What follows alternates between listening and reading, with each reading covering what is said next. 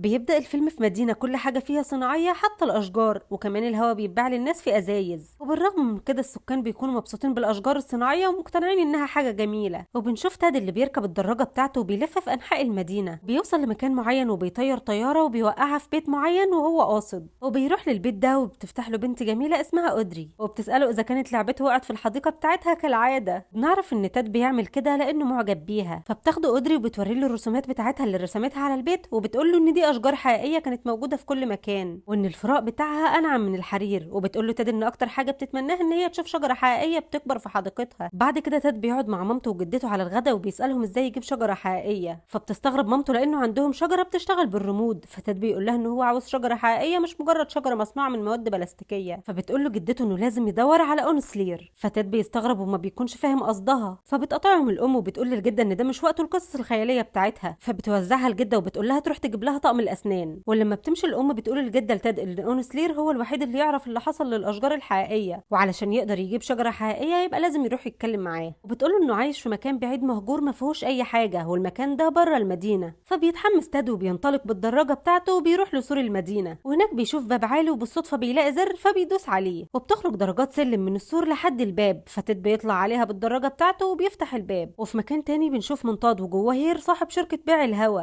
ومعاه 2 من المساعدين بتوعه واللي بيقترحوا عليه فكرة منتج جديد، وهي انهم يصنعوا الهوا في عبوات بلاستيكية صغيرة، وده هيخلي الهوا يتلوث اكتر بسبب المصانع بتاعهم، وبالتالي المبيعات هتزيد. فبيفرح هير جدا وبتعجبه الفكرة. في الوقت ده بيجيله الحارس وبيوريه تيد وهو بيخرج من المدينة، فبيتعصب وبيقول لهم يعرفوا الولد ده بيخطط لايه. وبنرجع لتيد اللي بيدخل من الباب وبيتفاجئ بشكل المكان المخيف واللي ما عادش فيه ولا شجرة. بيفضل ماشي في وسط الاشجار الكتير المقطوعة من مكانها لحد ما بيوصل لمنحدر عميق، وبيستخدم لوح خشب علشان يعدي، وللاسف بيقع في المنحدر لكنه بينطلق بسرعة لحد ما يعدي للناحية التانية. وبيفضل ماشي لحد ما بيوصل لبيت هونسلير، والبيت بيكون شكله مرعب ومخيف. وبالرغم من كده تاد بيرن الجرس لكنه بيقع في فخ، والخطاف بيمسكه وبيقربوا من شباك واللي بيظهر فيه هونسلير، ويزعق معاه هونسلير وبيطلب منه يمشي من هنا. فبيتضايق تاد من اللي عمله لكنه بيسأله على الأشجار، فبياخدوا الخطاف وبيقربوا من شباك هونسلير اللي بيكون مستغرب ان لسه في حد مهتم بالأشجار، وبيقول انه هيحكي له كل حاجة عن الأشجار وازاي اختفت، وبيعرفه ان هو السبب في كل اللي حصل، وده بسبب اختراعه اللي اسمه السنيد واللي بيستخدم في حاجات كتير جدا. وبيبدأ يحكي له عن نفسه لما كان لسه شاب متحمس، وبيعرف مامته وعيلته ان هو هيغير العالم باختراعاته، فبيتريقوا عليه وبيتوقعوا انه اكيد هيفشل. وبالرغم من كده هونسلير بياخد عربيته وبينطلق علشان يدور على المادة اللي هيستخدمها في صنع السنيد، وبيدور لحد ما بيوصل لغابة جميلة فيها أشجار ملهاش زي. فبيفرح هونسلير وبيبدأ يغني وكل الحيوانات بتنضم له وبتغني وترقص معاه، بس أول ما بيخرج المعدات بتاعته اللي هيستخدمها الحيوانات بتخاف منه وبتبقى عايزة تضربه، بس هونسلير بيديهم مارشميلو كتير وبيدوقوه وبيعجبهم جدا، فبيسيبهم وبيروح يقطع في الشجر، لكن الحيوانات بتخاف جدا وبتهرب من المكان. وأول ما الشجرة بتقع وهونسلير بياخدها بتتكون عاصفة قوية فوق الغابة، وكمان بيخرج شعاع مضيء من الشجرة المقطوعة، وبتختفي العاصفة فجأة، وساعتها بيظهر كائن غريب وبيتضايق جدا لأن الشجرة اتقطعت،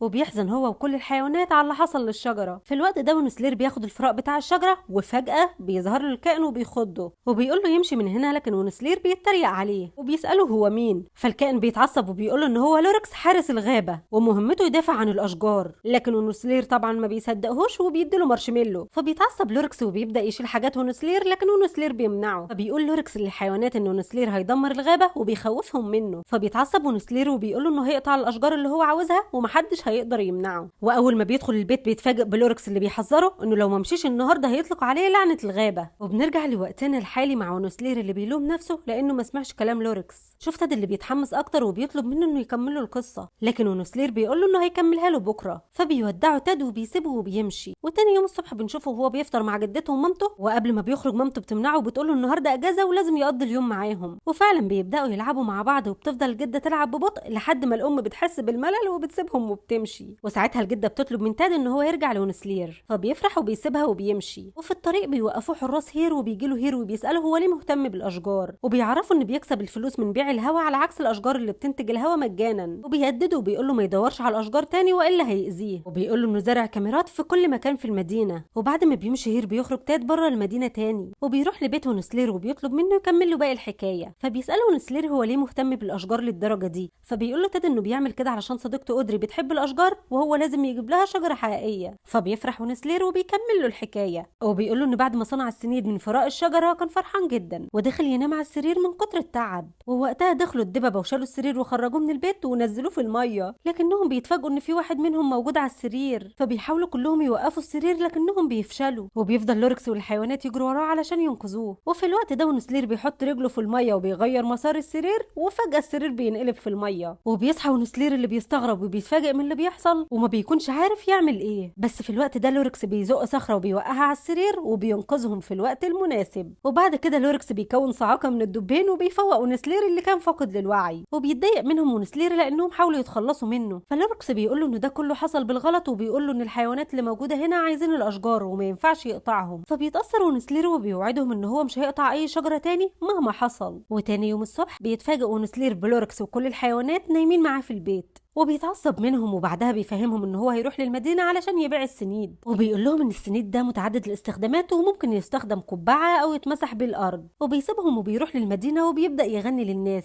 لكنهم بيتريقوا عليه وعلى السنيد بتاعه، لكنه بيفضل يحاول ايام كتير علشان يبيعه لكن من غير فايده. فبيتعصب وبيرمي السنيد على الست اللي بيعجبها جدا لانه بقى قبعه جميله. ولما بيرجع ونسلير للغابه لوركس بيواسيه، فبيقرر ونسلير يعيش مع الحيوانات. وفجاه بيحسوا بهزه ارضيه، ولما بيخرجوا من البيت بيتفاجئوا بعدد كبير جدا من الناس اللي جايين ومعاهم الست اللي معاها السنيد، وبيغنوا لونسلير وبيطلبوا منه يصنع لهم السنيد. فبيفرح ونسلير جدا وبيتصل بمامته وبيطلب منها تيجي وتجيب العيله كلها، وده طبعا ما بيعجبش لوركس. وبنرجع لوقتنا الحاضر مع تاد وجدته اللي بتساله اذا ونسلير قال له ازاي يجيب شجره. وفي الوقت ده بيقابله اودري وبتقول له جدته اذا كانت البنت دي اللي بيحبها. فبيتوتر تاد وبيمشي. وبعد كده بتوصل اودري البيت لكنها بتتفاجئ ان هير مسح الاشجار اللي هي كانت رسماها. وبنرجع لتاد اللي بيوصل لسور المدينه وبيكتشف ان هير قفل السلم علشان ما حدش يخرج بره المدينه، لكن تاد ما بيستسلمش وبيسوق الدراجه بتاعته باقصى سرعه وبيطلع فوق البيوت وبينط من سطح للتاني لحد ما بيخرج بره المدينه. وبيوصل لونسلير وبيديله المارشميلو اللي هو اشتراهوله، فبيشكره ونسلير وبيكمل له الحكايه. وبيقول له ان بعد ما عيلته بتوصل للغابه بتقول له مامته ان هي كانت متاكده ان هو هينجح. فبيستغرب ونسلير لان ده ما كانش كلامها. بعد كده الام بتطلب من براد وتشات يحولوا العربيه بتاعهم لبيت كبير قوي. فبينصدم لوركس وبيقول لهم ان ما فيش حد هيعيش هنا مهما حصل. بس ونسلير بيهديه وبيقول له ان دول عيلته ولازم يساعدوه علشان مشروعه يكبر. فبيتاثر لوركس وبيسيبه وبيمشي. ولما ونسلير بيبقى بيخطط لمشروعه بتيجي مامته وبتقول له ان جمع الفراء من غير ما يقطعوا الشجره بياخد وقت كبير جدا، بتقول له ان هم لازم يقطعوا الاشجار وده هيخليهم يشتغلوا بسرعه اكتر. بيرفض ونسلير في البدايه لكنه بعد كده بيقتنع، وبيبداوا اخوات ونسلير يقطعوا في الاشجار. وكمان خالته بتمنع لوركس ان هو يقابله وبترميه بعيد. وبيبدا ونسلير يخترع ماكينه قطع الاشجار وبيبني مصنع لصنع السنيد وبيتجاهل كل تحذيرات لوركس وبيلوث البيئه بمصنعه. وبعد مده بنشوف الحيوانات اللي حياتهم اتدهورت جدا. ولما بيدخل ونسلير مكتبه بيتفاجئ بلوركس اللي بيساله اذا كان مبسوط دلوقتي. فبيتريق عليه ونسلير وبيقول له يستخدم قوته كحارس للغابه ويمنعه لو يقدر. وبيطرده من مكتبه وبيفضل يزعق معاه لحد ما بيخرجه بره المصنع. وفجاه بتتقطع اخر شجره في الغابه، ووقتها بيفوق ونسلير وبيكتشف انه دمر الغابه كلها. وفي الوقت ده هير بيكون لسه شغال عامل نظافه وبيلاحظ ان الهواء بقى ملوث جدا، فبتجيله فكره عبقريه. وبنرجع لونسلير اللي بتيجي مامته وبتتريق عليه وبتقول له انه فاشل، وده لانه مصنعه وقف بعد ما الاشجار كلها خلصت.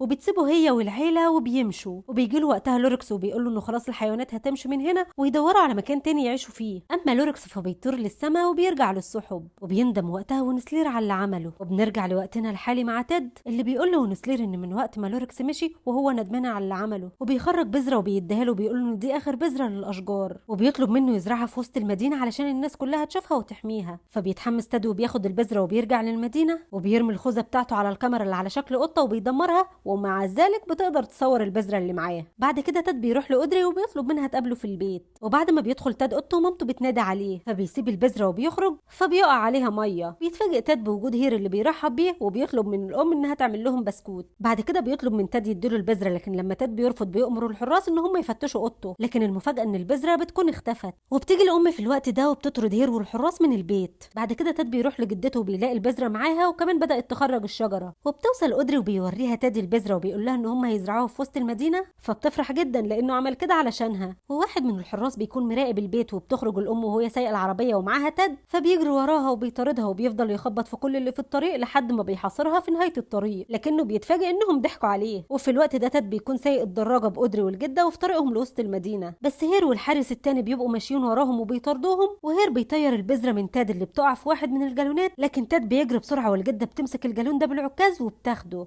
وبيوصل تاد اللي معاه لوسط المدينه وما بيكونوش عارفين ازاي هيزرعوا البذره، فبتروح الام تسوق الحفار وبتخبط تمثال هير وبتوقع راسه على الارض فبتكسر الارضيه وبتبان تربه. وساعتها تاد بيقول للناس ان هم عملوا كده علشان يزرعوا شجره حقيقيه، فواحده بتساله هيستفادوا ايه من الشجره دي، فبيتدخل هير وبيخوف الناس من الاشجار وبيقول لهم ان هي بتخرج ماده لزجه وبتجذب الحشرات السامه وخطر على الاطفال، وبيقول للناس ان البذره دي خطيره جدا ولازم يقبضوا على تاد. فبيجري تاد وقدر والجده وبيركبوا الحفار وبيجروا بسرعه وبيخبطوا سور المدينه لحد ما بيتدمر، وساعتها الناس بتنصدم لما بتشوف قد ايه العالم بقى شكله وحش جدا من غير الاشجار. فبيقول لهم تاد ان هو بيدافع عن الاشجار وان الحياه في المدينه بتاعتهم مش مثاليه وكل حاجه هتكون اسوأ في المستقبل لو ما زرعوش البذره دي. ولما بيحاول هير يقنع الناس بالعكس وان الاشجار ملهاش اي لازمه، كل اللي موجودين بيبقوا خلاص صدقوا كلام تاد وبيبداوا يغنوا ويقولوا ان هم لازم يدوا تاد فرصه وبيساعدوه في زراعه اخر بذره. بينطلقوا كلهم وبيروحوا لوسط المدينه، وواحد من الحراس بيركب الصاروخ النفاث لهير وبيطيره بعيد. بعد كده قدر بتساعد تاد يزرع البذره في التربه وبتكون فرحانه باللي هو عمله، وبمرور الوقت بتكبر الشجره وبترجع الاشجار تنتشر في كل مكان. واخيرا بيخرج ونسلير من بيته وهو سعيد وبيروح للاشجار وبيتفاجئ بولوركس اللي بينزل من السماء وبيهنيه وبيحضنوا بعض. وبس كده، ما تنسوش تعملوا لايك وسبسكرايب وتقولوا لنا رايكم في التعليقات. سلام.